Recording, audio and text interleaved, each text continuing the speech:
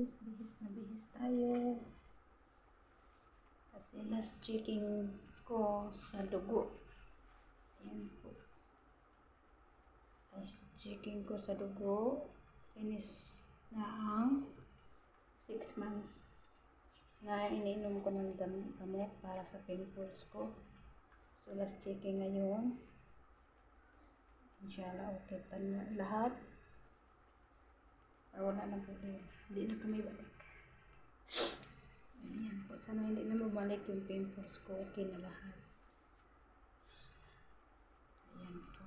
Kaya nagpapasalamat ako sa amo ko kasi nag-offer siya na siya gumagas to sa lahat para sa checking ng dugo.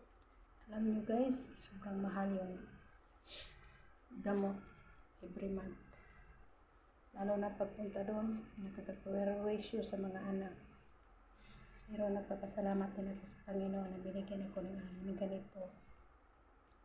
Ayan po. So, ito po.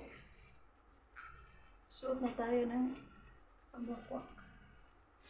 Ayan. Kahit mamaya, mga 30 minutes, alas na kami.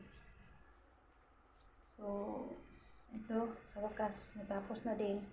At sana, hindi na babalik yung pimples ko dati na sobrang dami.